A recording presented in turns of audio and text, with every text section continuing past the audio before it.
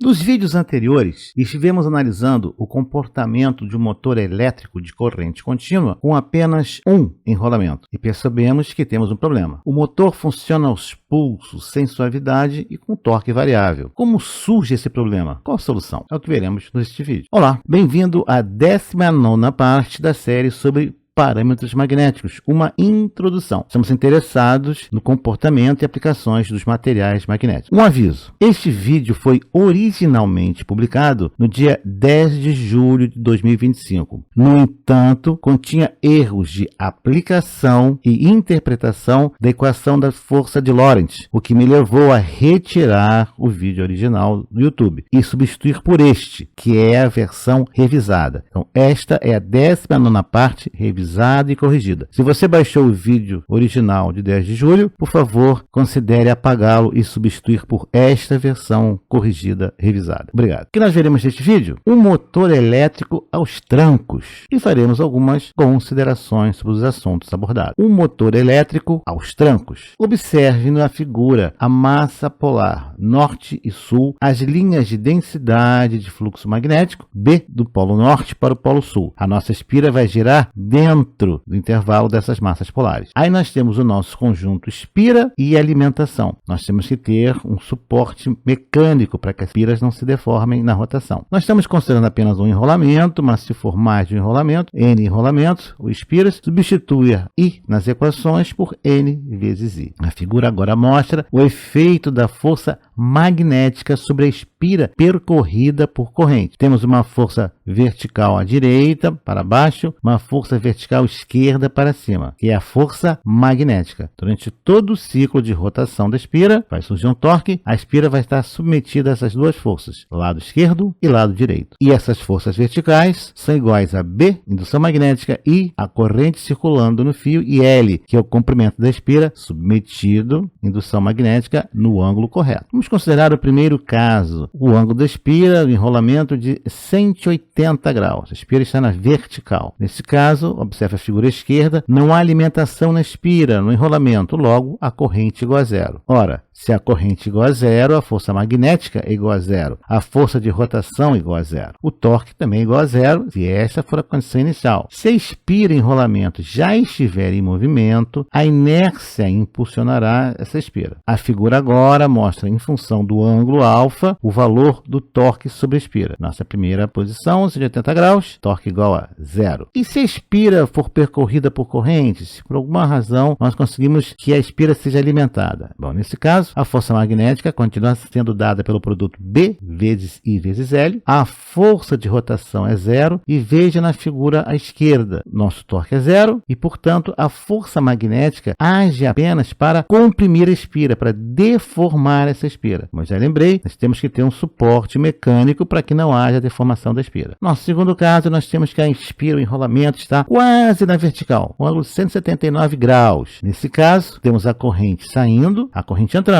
A figura mostra a força magnética, a força de rotação em azul e a força de deformação em verde. Força magnética, B vezes I vezes L. A força de rotação, que é F magnética vezes seno de alfa. Nesse caso, cerca de 0,0174 da força magnética. Pouco mais de 1,7% apenas. Então, muito pouco da força magnética está servindo para rodar a espira. Nosso torque total é pouco mais de 3,4% do torque que seria. Então, observe que nessa condição não há quase força de rotação, é muito pouco. Na verdade, a força de deformação da espira é mais de 99% da força magnética. Temos agora a nossa figura do ângulo, 179 graus, o nosso torque da espira, 0,0348 Fmag vezes R. Continuando, agora nós temos um ângulo de 135 graus, a espira continua girando. Nesse caso agora, observe, em verde a força de deformação, em cor preta a força magnética e na cor azul a força de rotação, que é evidentemente que vai fazer o torque da espira. Força de rotação agora é cerca de 70, um pouco mais de 70% da força magnética, o torque total 1,414 da força magnética vezes R e a força força de deformação é igual à força de rotação. Então, nesse caso, continuamos com o problema. A força de deformação da espira é da mesma amplitude que a força de rotação. Aqui nós queremos que realize o torque. Temos o gráfico agora com um ângulo de 135 graus, o torque sobre a espira 1,414 Fmag vezes R. Continuamos agora a 90 graus. A nossa espira está a 90 graus. Observe a entrada e saída da corrente. Agora surge um fenômeno interessantíssimo. A força magnética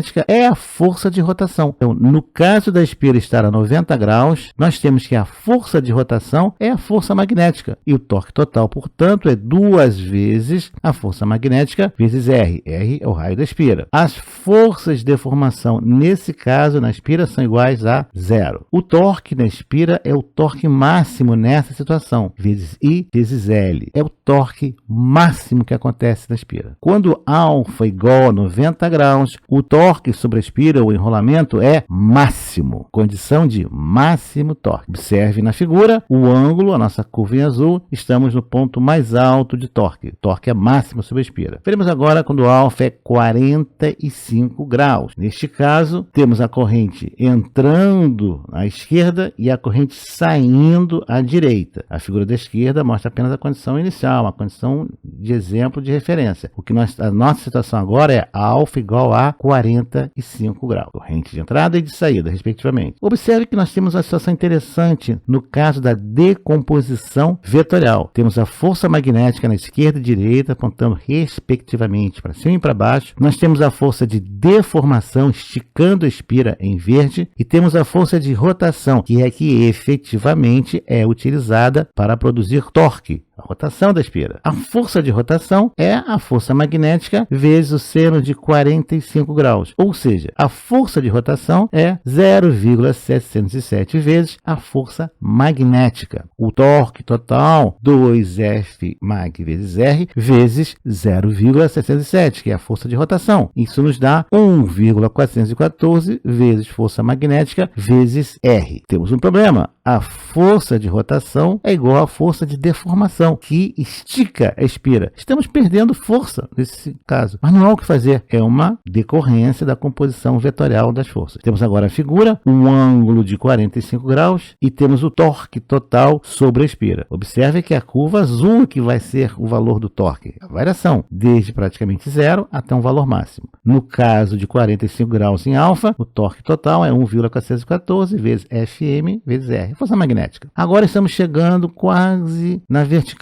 Alfa é agora apenas 1 grau. Muito pouco esse ângulo, muito pequeno esse ângulo. O que vai acontecer? Nós não colocamos nem a força de deformação. Você pode imaginar que continua esticando a espira. Estamos preocupados agora com a força de rotação. Observe como ela é pequena. A força magnética continua sendo B vezes I vezes L e a força de rotação é a força magnética seno de alfa, seno de 1 grau. E nós temos 0,017 vezes a força magnética. Cerca de 1,7% da força magnética. O torque total agora 0,0348 de Fmag vezes R, valor muito pequeno. Então o que nós temos? Praticamente toda a força magnética está sendo decomposta ou aplicada para a deformação da espira. Como podemos ver na equação, a força de deformação é 99,8% da força magnética. Nós temos agora o desenho, o nosso gráfico mostrando a variação do torque com um ângulo. Para 1 grau, 0,0348 da força magnética vezes R. Ângulo da espira agora novamente a vertical, e temos o alfa igual a 0 graus. Vamos de 180 para 0 graus. A espira está novamente na vertical. Supõe-se, dado a figura à esquerda, que não há alimentação na espira. Logo, a corrente é zero. A corrente é zero, a força magnética, a força de rotação é zero. O torque é igual a zero se esta for a condição inicial. Se já estiver rodando, a inércia vai impulsionar a espira em enrolamento. Se você é um azarado e ligou o seu motor nessa condição, a espira não sai do lugar. Interessante, hein? Aí está o gráfico de alfa graus e o torque para 0 graus, torque igual a zero. Alfa igual a 0 grau. E se a espira for percorrida por corrente? Lembra? Nós podemos fazer um artifício e a espira ser alimentada ou a 0 ou a 180 graus. Se nós alimentarmos a espira, nós vamos ver que continuamos com problema, porque toda a força magnética agora, 2 vezes a força magnética vezes R, onde a força magnética é B, está decomposta ou dedicada a deformar a espira. Não há